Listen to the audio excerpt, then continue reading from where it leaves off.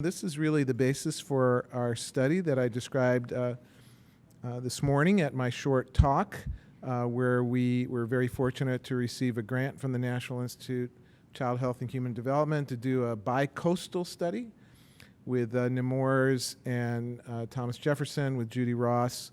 But by way of background, we're going to tag team. My terrific research coordinator, Vanessa Alschuler, will start and give around a 20-minute introduction and background to the area, at least as how we've seen it and how some of our ideas evolved to produce this grant application.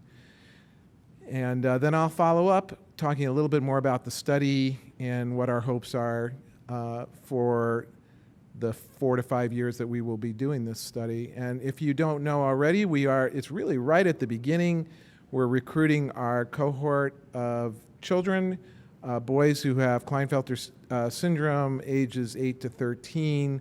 So if you haven't already signed on with us, please do. We have some materials out there on a table, the Nemours table, and we'd welcome you to come to Stanford. So Vanessa, please. Hello, everyone. So we'll be talking today about a number of things. We'll begin by introducing Klinefelter syndrome, also known as KS. We'll then learn about the differences in executive and psychosocial functioning, as well as brain differences in KS. We'll then discuss how testosterone may play a role in the KS phenotype, and then we'll explore the ways in which testosterone replacement therapy may affect brain and behavior. And then Dr. Reiss will take over, and he'll describe current gaps in our understanding and the need for future research. And he'll also introduce that research study that he was just talking about, which we call at Stanford the B-gap study, Brain, Genes, and Puberty. So to begin, what is Klinefelter syndrome, or KS? As many of you likely know, KS is a genetic disorder that consists of a sex chromosome aneuploidy.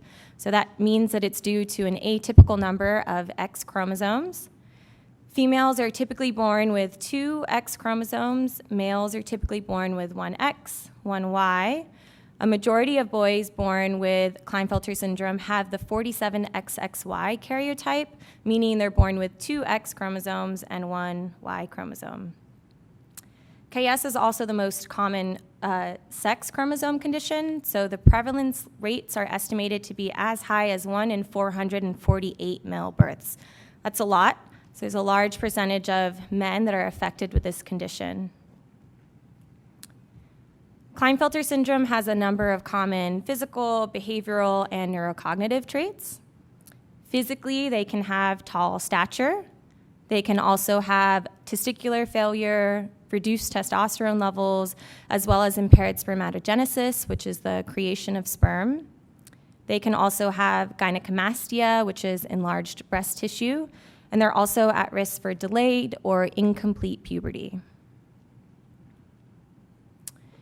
Behaviorally, these boys are at risk for increased behavioral problems, social problems, and withdrawal, so that includes things like shyness and reduced self-esteem. They're also at risk for increased depression, anxiety, and social emotional issues as well. Neurocognitively, these boys can have motor dysfunction and impaired visual motor integration. They also tend to have relative weakness in their verbal learning, particularly with verbal fluency and expression. So boys with KS tend to have a small but significant downward shift in overall IQ, and their verbal IQ tends to be more impacted, while they tend to have an overall sparing of their visual spatial abilities. They can also have deficits in executive functioning, meaning they can have problems with their problem-solving skills. So this includes issues with things like working memory and sustained attention or inhibition. Some research has found that particularly in younger boys, they have issues with sustaining attention without impulsivity. So what's the impact of all of this? These traits can have major impacts in the classroom, affecting their academic achievement, interaction with peers, and sort of overall trajectory. Due to the language-based learning disorders that these boys have, they can be at risk for atypical social interactions, social isolation, and also poor self-esteem, like I mentioned earlier. There are also several DSM diagnoses that are associated with Klinefelter syndrome, so many individuals who have KS are often also diagnosed with things like depression, anxiety, ADHD, and autism spectrum disorder. There are a number of brain differences that are found in KS through lots of different research studies that have been conducted, which we'll go into. These differences include reductions in certain areas of the brain and increases in volume in other areas of the brain. And all these findings that we're going to talk about in this next section are really for what we call baseline brains. So they're without any sort of treatment. So these are just people with KS who have participated in these research studies, and this is what was found. So we see a reduction in volume in the hippocampus, which is the area of the brain that's really important for learning and memory, which you can see in this picture down there.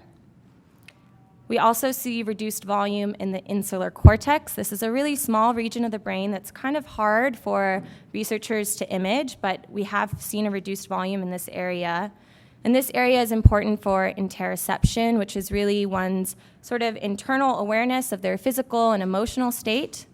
It's also thought to be involved with emotion processing, as well as some aspects of executive functioning and social cognition as well. So the reduction in volume of these two areas may be associated with some of the verbal memory and mood disturbances that we see within KS. We also see reduced volume in the amygdala, which is just that little circular area there. The amygdala is known to be really active in the fear and anxiety response in all kinds of animals, not just humans. And within humans is important for the processing of faces, emotions, and social stimuli. So you see lots of activity there. If, for example, you were to show someone a picture of a scary face, you'd probably see activity in the amygdala. And so the reduced volume in this area may be associated with some of the social deficits and the mood or behavior dysregulation that we see within Klinefelters. Finally, we also see reduced volume in the temporal and frontal regions of the brain. These are regions here and here that have a lot to do with language and verbal memory, as well as decision making. So the reduction in volume in these areas might be associated with the language and executive function or attention deficits that we see in KS. Finally, we also see an increase in volume in a few brain regions, so regions such as the sensory motor and posterior occipital regions. So these include the precentral and postcentral gyrus, which are right around here, and the cuneus and precuneus, which is back here, posterior occipital area. And the increase in volume in these areas could help explain the preservation of the visuospatial abilities, as I mentioned earlier, and or may indicate some sort of compensatory neurodevelopment, meaning these areas may be increased to sort of compensate for the reduction in volume in all of those other brain regions that we just discussed. So the hippocampus, insular cortex, amygdala, frontal and temporal lobe. So might be compensating for some of that reduction. We're not sure. Given all of this, right, these observable physical differences, behavioral differences, all of these brain differences that we see in KS, what can be done to sort of treat this process? Unfortunately, there are no specific treatments that exist for KS as of right now. Standard treatment is to provide testosterone replacement therapy, or TRT, at or around puberty. Providing this treatment during this time really helps to correct the testicular insufficiency and help advance these boys into puberty, right? I mentioned earlier that oftentimes they have delayed or incomplete puberty, so TRT at this time really helps address this specific issue. So it helps them to develop the secondary sexual characteristics that typically develop in boys during this time in their lives. So this includes things like deepening of the voice, facial hair, body hair, things like that. It's important to note that not all boys who have KS receive TRT around puberty, and the decision to start this treatment really lies at the discretion of their endocrinologist and the preference of the parents. Sort of the need for TRT for pubertal development for pubertal development, is a whole nother area of research that's lacking that really does require further research by more endocrine-focused groups. But in regards to brain things, which is what this talk is more about, what about the brain and behavioral differences that we see in KS? Is there a reason for thinking that providing testosterone at this point in development might have some sort of impact on these differences that we see in KS in terms of behavior and cognition and psychosocial functioning? And the answer is yes. So some research has given us some clues to think that giving testosterone might have an effect. So first, we know that there's puberty-associated neurodevelopment and that testosterone plays a role in that development. There are 2 hormone-sensitive periods in brain development, perinatal, so that's around infancy, and peripubertal, so in adolescence during puberty. And we know that testosterone plays a major role in brain development during these 2 sensitive periods. You can think of adolescence as a developmental period where gonadotropins, for example, testosterone, organize brain and behavior, and they do this by really helping to develop those circuits that underlie cognitive and emotional functioning.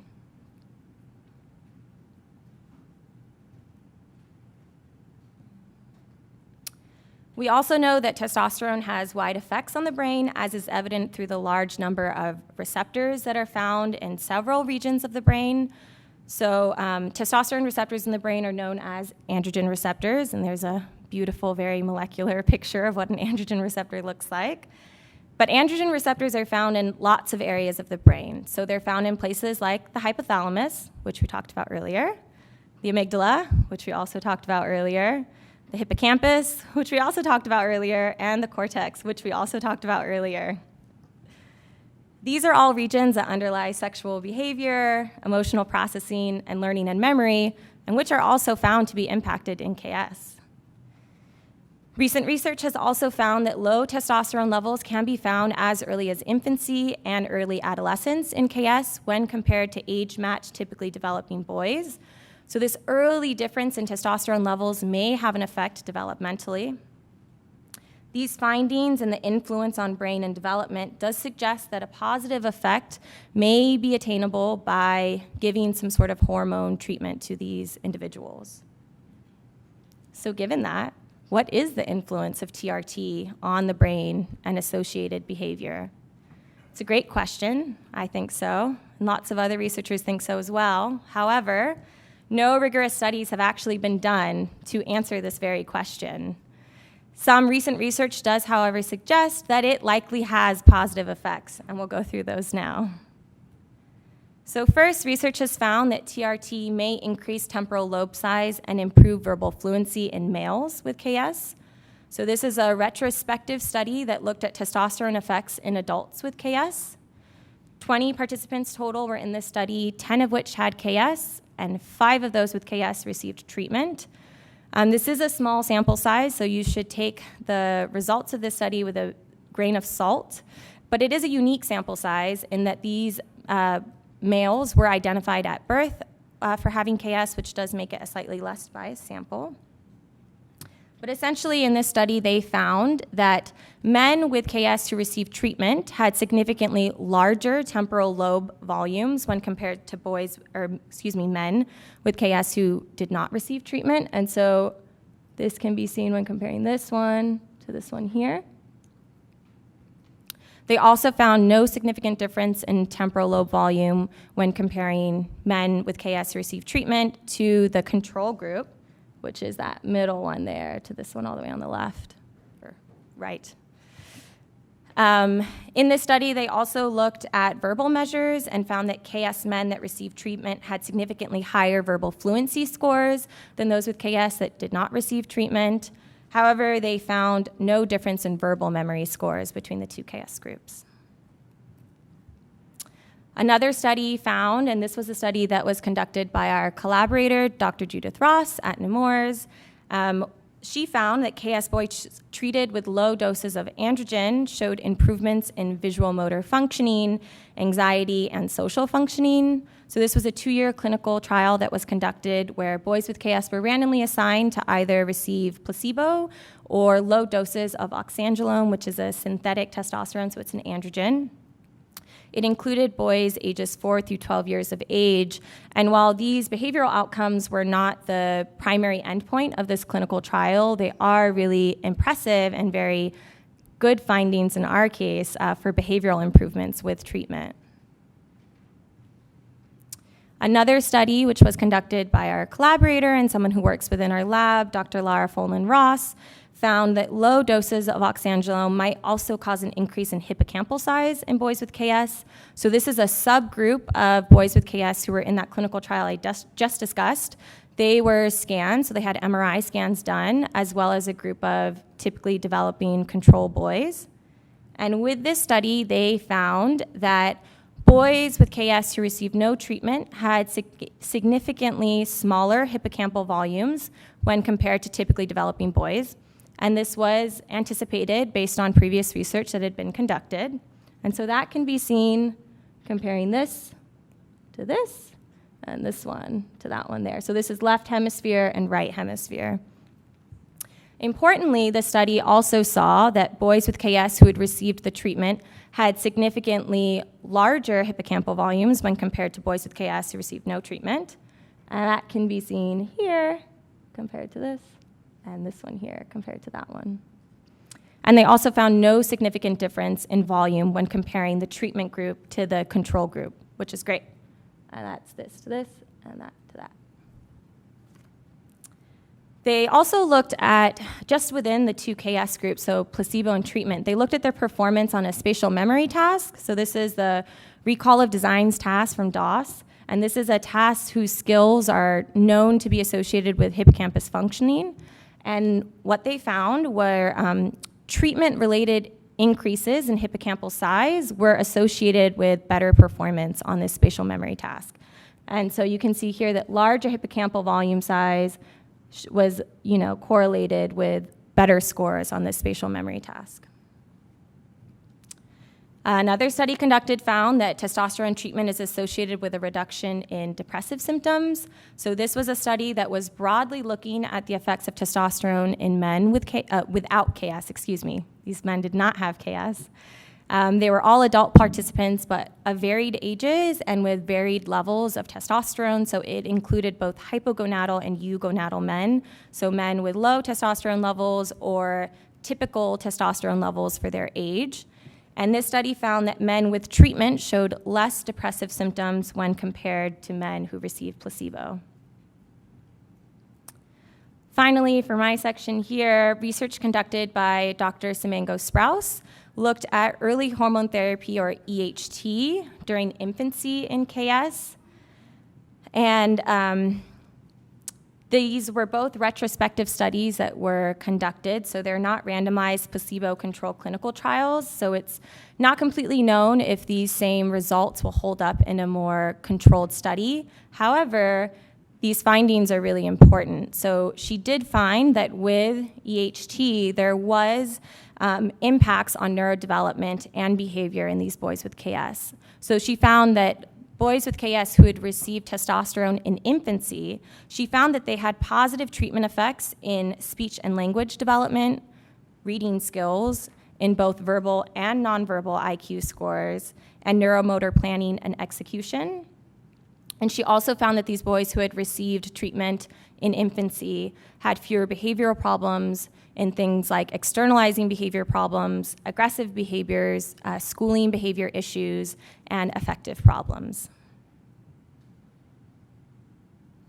And now I will pass it over to Dr. Reiss, and he'll continue us through this talk, adventuring into what we don't know and what we need to know.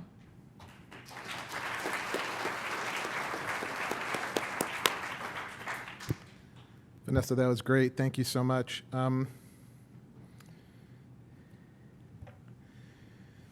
Despite the fact that Vanessa describes some tantalizingly interesting studies that suggest that testosterone replacement or early testosterone or androgen exposure may help with development, both brain and behavior, the jury is really out still on particularly the early studies, and the jury's still out on what effects testosterone has, even when used in the standard clinical protocol to induce or advance puberty. So there's some major, there's some major issues that we still don't know. And by the way, we're getting some questions from from the web, from our attendees who are viewing on the web, and I would just ask, we'll start to answer these. We'll try and answer as many as possible, but if we could do it at the end, that would be great. There's very little data that's still available about the effect of hormone intervention in KS other than the studies that have already been described. No studies have systematically assessed the influence of TRT on brain function or associated cognition in adolescent boys with KS over time. So there's some studies, as Vanessa illustrated, that are cross-sectional but not over time. And there are no disorder-specific treatments other than TRT for brain dysfunction, and we don't even know if those really have prominent effects. So we have this study. This is a brand new 5-year NIH-funded study that's based both at Stanford and Philadelphia and Emory.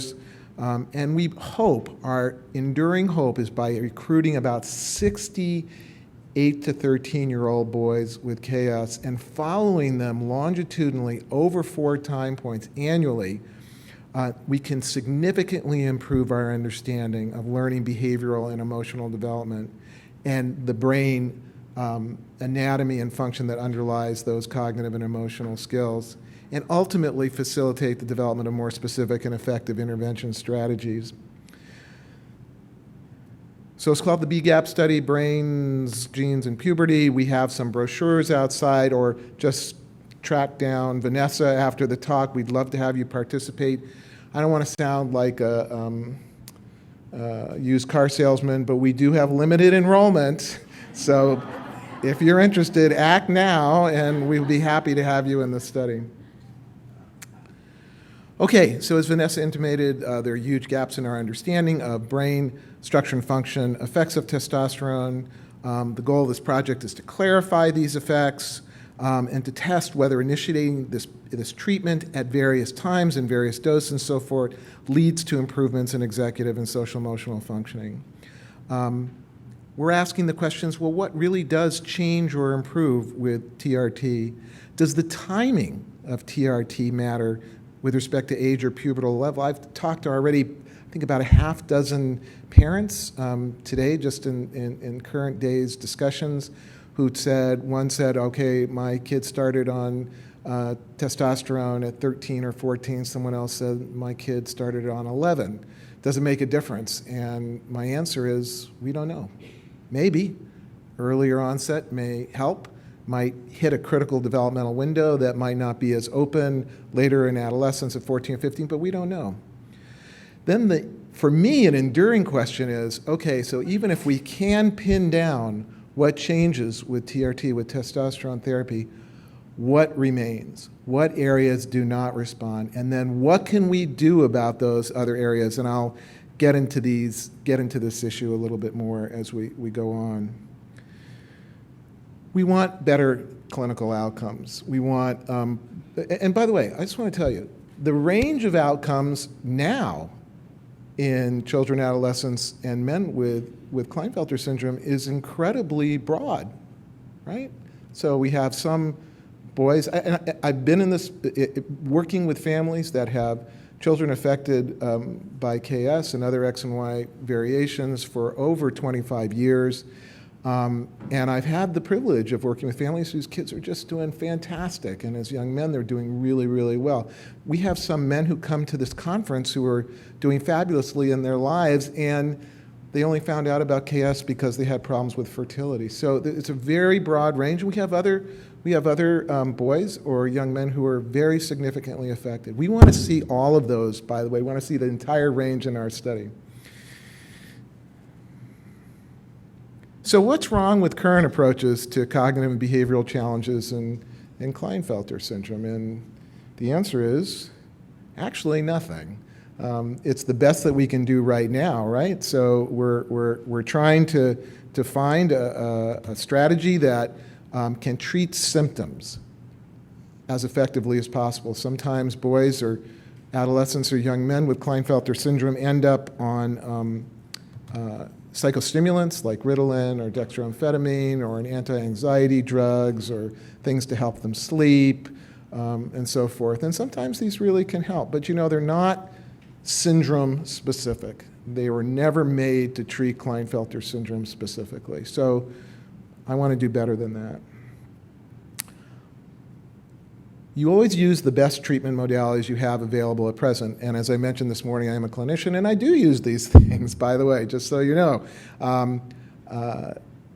You don't throw the baby out with the bathwater. Hopefully, in the near future, we'll have some evidence-based treatments, such as early testosterone and so forth, but we're not there yet. And again, these symptom-based treatments are always going to be limited in their effectiveness because they were not developed for KS. What happens if you have untreated cognitive and behavioral problems, even of a mild to moderate extent, particularly in the area of what we call executive function, organizing, inhibiting, and so forth? These can have long-term and significant effects on outcome. There's just a paper that just came out in the journal JAMA Psychiatry this year.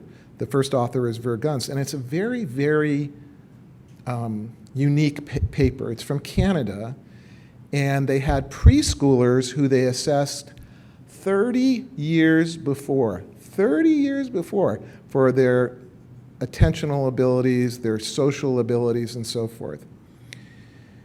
And what they found is that inattention, so 30 years later, problems with attention, problems with aggression and opposition, and social function were associated with lower annual earnings. So it's a great study to the extent that it's not just looking at IQ, it's looking at what your outcome is like in the real world in terms of your earnings. So we have some work to do potentially in the area of Klinefelter syndrome in this regard. So what are we doing in this study? As I mentioned this morning, I strongly believe that a multi-dimensional data approach is critical for us understanding what is going right and what's going wrong in brain and behavioral development in KS. So what do I mean by multi-developmental or multi-dimensional? We're doing both structural and functional magnetic resonance imaging, so we get high-resolution pictures of the developing brain over time. Remember, we're seeing these folks for time periods, as well as how the brain functions in real time. We're getting pictures and data about how the brain is wired from our diffusion-weighted imaging studies.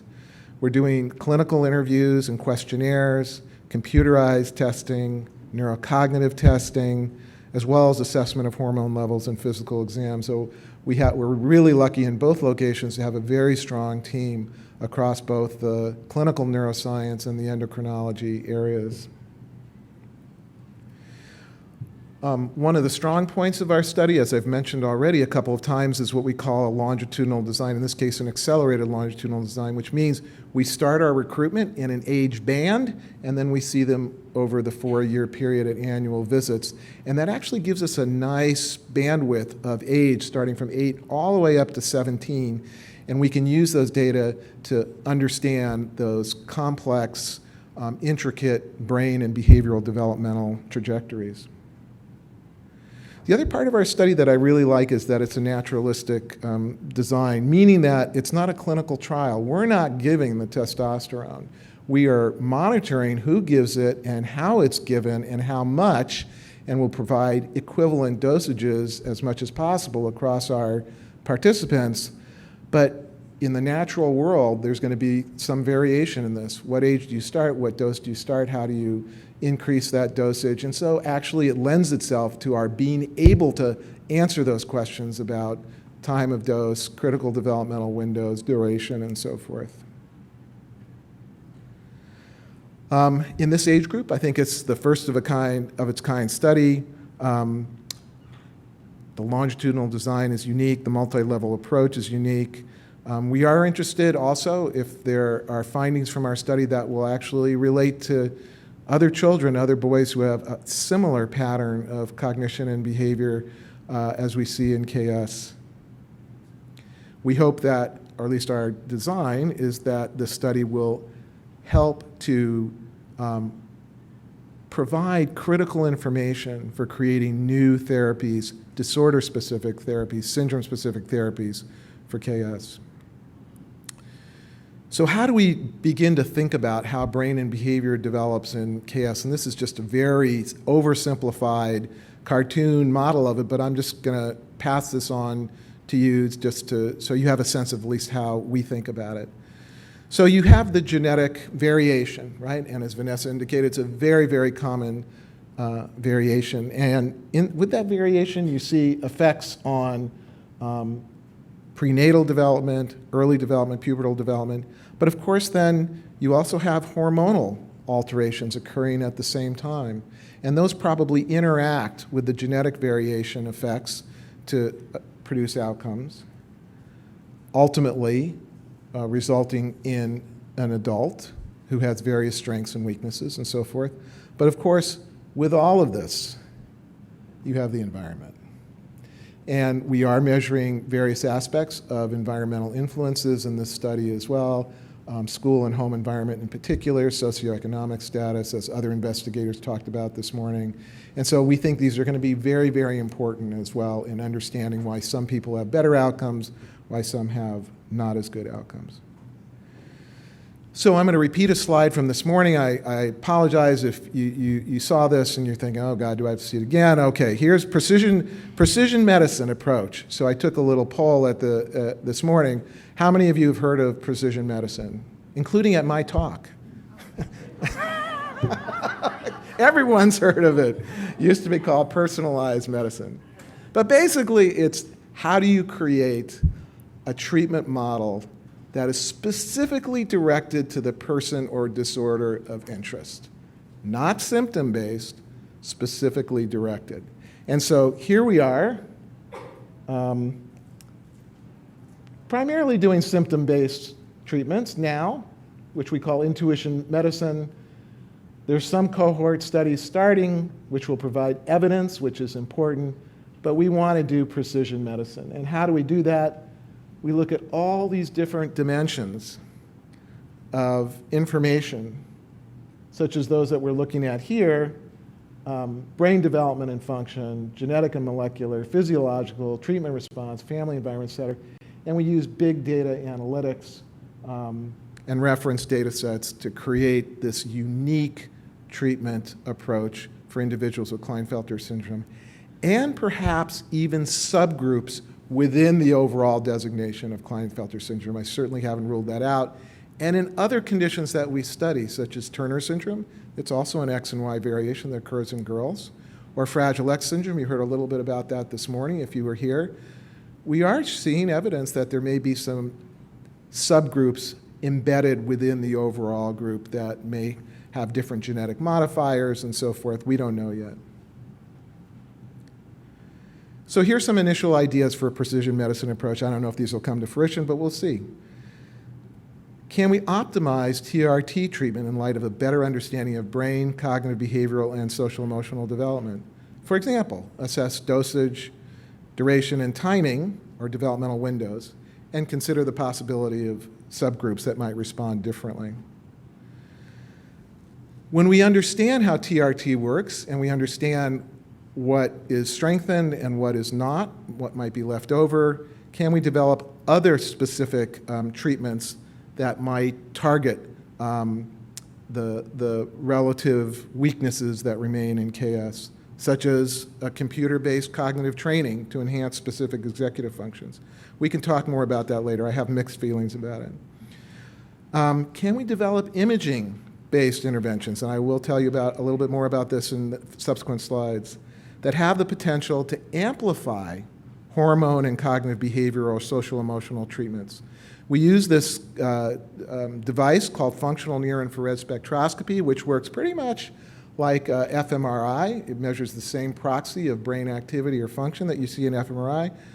It has some technical advantages and disadvantages, but the greatest advantage is you don't have to be in a gigantic clunking machine. You and I could all be wearing functional NIRS devices and be having this discussion in real time in a naturalistic environment. We can use feedback with the potential to enhance specific cognitive functions. And this is not pie in the sky. We're actually doing this in other groups. In children who have a diagnosis of autism spectrum disorder, we're using this to help children develop and enhance their face processing skills. In adults that have mild cognitive impairment, we're using this to help them enhance working memory skills and possibly ward off dementia. We can also do something called hyperscanning, where you have 2 or more people engaged in some type of task. It might be a task of social interchange or language or both, and you measure the correlated interbrain synchrony between the two groups. Now, that sounds a little bit like, Spock doing the mind meld and stuff like that, right? But I'm telling you, we were one of the first groups to show this in humans in a simple paradigm. Others now have replicated it many, many times, and there was just a paper out, didn't surprise me, in the journal Cell, which is one of the biggest science journals, showing that bats, social bats, show interbrain synchrony in a social bat environment. So probably all mammals show the same type of thing. So what might this look like? So functional NIRS can measure cortical brain activity by emitting near-infrared light and measuring the wavelengths that come back out, so it's completely harmless and painless and so forth. But it does tell you about how the brain is working at that location. This is what it looks like if you're having a NIRS experiment. You're wearing something like a shower cap. What about hyperscanning? So here's 2 people. Whoops, you're not seeing it, I'm seeing it. Here's 2 people in a hyperscanning experiment. This is one of our simplest hyperscanning experiments. You just have to synchronize your button press. And then you get feedback about who was earlier, who was later, and you try and do better the next time, and you win or lose, and you get points. We've since developed this into lots of different paradigms. We have 2 people playing Jenga, trying to either cooperate or fool their partner into tipping the blocks over. We have other social cognition experiments, and it's super, super interesting, and there is some potential there. If we combine it with neurofeedback, maybe we can improve social cognition by understanding the interbrain synchrony, enhancing it, and giving feedback about how to do better in that regard. So a little Star Trek-y, but clearly within the realm of possibility. We have not started this work in KS. We are doing this in other areas and other conditions. We kind of have to find time in our busy schedule to start to do functional NIRS in our study, but I'm determined to try and do it. So here's the advertisement slide. To learn more about our study, please visit our website, which is up there, or just sign up there or grab one of the brochures. You can go through a screening online. They'll tell you very quickly if your family member is eligible. Email us at bgapstudy@stanford.edu or like us on Facebook. I'd like to thank you for your kind attention and thank Vanessa for a great presentation, and I'll stop there.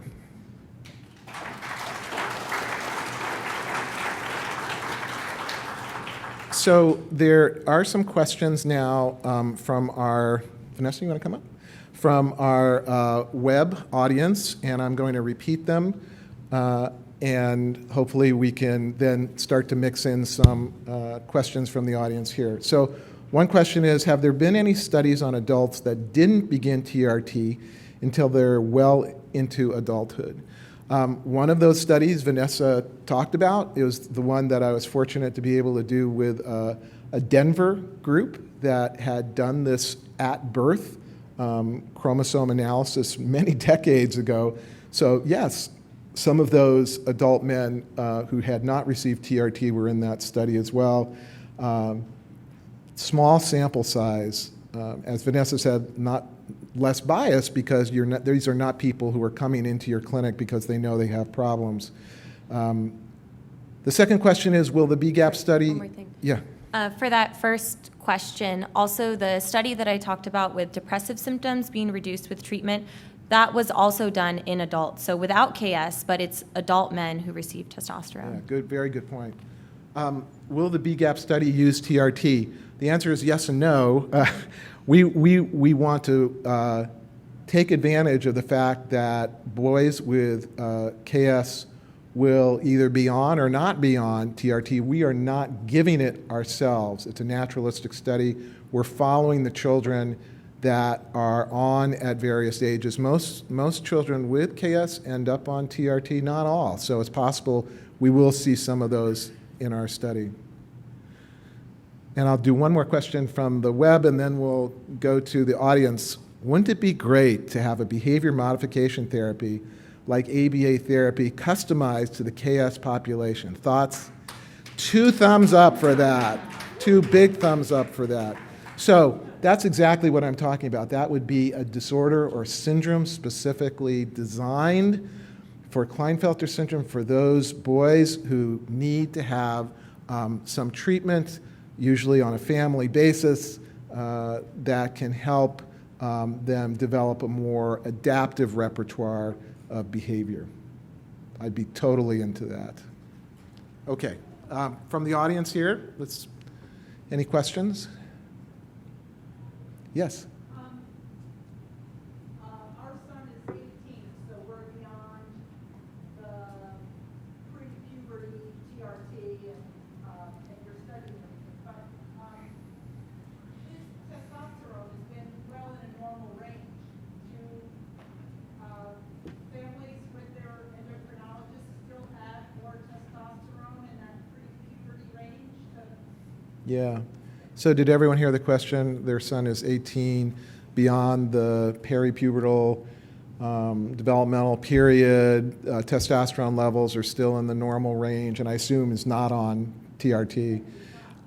Do I have any thoughts on that? So my thoughts are that we want to understand that a lot better. Now, what oftentimes happens, I'm not an endocrinologist, I'm a clinical neuroscientist and child psychiatrist, so take what I say with a grain of salt. But as Vanessa indicated, the brain is just chock full of receptors for androgens, most prominently testosterone. So obviously it's a critical substance with respect to brain development and function.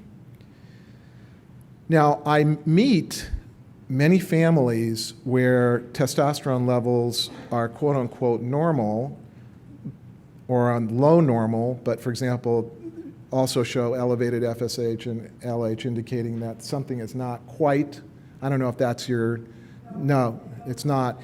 Or the physical characteristics of puberty appear to have stalled at some point.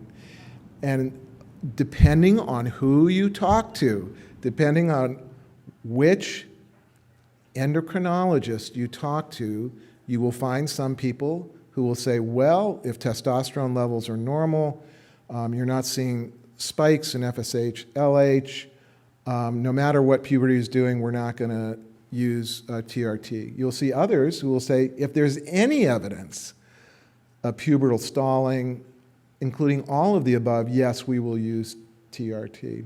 So therein, it gets to the point where clinical practice is not completely standardized.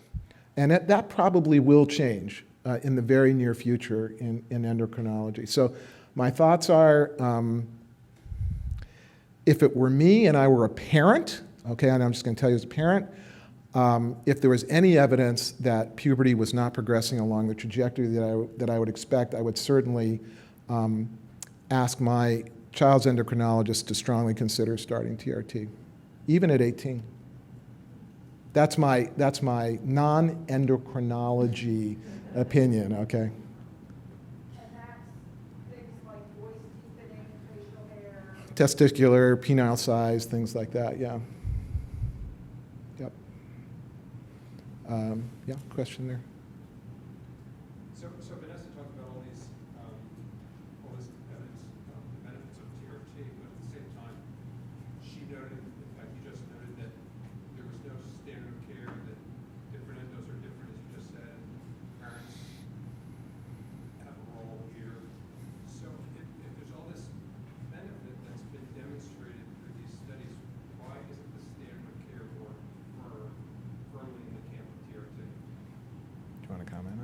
you want me to? No, you can't. I'll comment on that. Because it's like a lot of clinical practice, you know, that people are brought up, physicians are brought up in different environments, training environments with different dictates in how they're supposed to practice, and they tend to carry those on. So that's not justification. So let me say two things first. There should be increasing standard of care in terms of the thresholds that provoke TRT, although my guess is even if you got the experts in the area into the same room, you wouldn't find a unanimous consensus. And the second thing is that despite all of the data that Vanessa presented, it's not overwhelming. There are very few balanced clinical trials, if any. There's some of them are going on now. We're doing our study.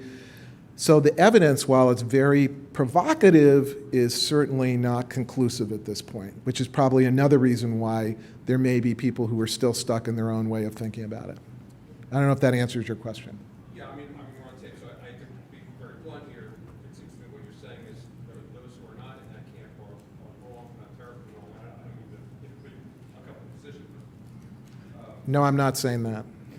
I want to be clear, I'm not saying that because we don't know. Yeah. We really just don't know for sure. And, you know, it could be that starting TRT at 11 might turn out to have some adverse effects as well. So we just don't know.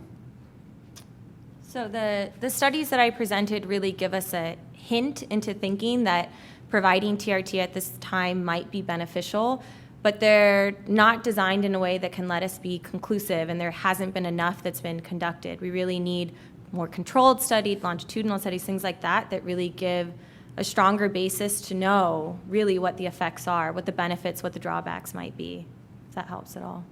it does help. But I guess having seen your slide, your presentation, Vanessa, that the impression I got was that there's quite a bit of evidence there that there are benefits. There's quite a bit of preliminary evidence, and I'm really not hedging here. I'm really telling you as a scientist. So if I were to be a reviewer on for a journal on a paper that Vanessa and I produced, a review paper based on what we told you today, I would say that's really, really interesting. And if the authors put in there, therefore, this conclusively shows that TRT should be started at a particular young age, I would say that's overreaching. For now. I mean, that's why we got funded to do the study, because the reviewers of our grant said, yeah, you know what? We don't know. And this is really important for the field. Yes, in front. Vanessa mentioned a number of studies. In one case, you actually pointed out that there were 10 people who were studied in that course of that particular investigation. But I don't recall that you mentioned the sample size in the subsequent ones that you touched on. What was the range of sample size? Was 10 in the middle or the lower end? And what was the largest sample size amongst those studies? Yeah, that's a great question. I can't remember the exact sample size off the top of my head, but 10 is a relatively, not even relatively, it's a small number, yeah, to have participating in the study. So that was 20 total. So it was 10 with KS, 10 controls, and only 5 of those with KS had received treatment. So it's a really small, specific group of people to look at. So it's really hard to go from that and generalize. Yeah, but it is a good hint, right? Were the others were larger. Similar size? No, they were certainly larger than that, but still not Not enough. a lot larger, though. Yeah. And maybe that's one of the reasons why you're reluctant to attach a great deal of significance. Conclusive significance. I'm getting a message on the monitor. Oh. We are out of time for this session. Thank you. So I think that's a hint that we have to get off the dais here.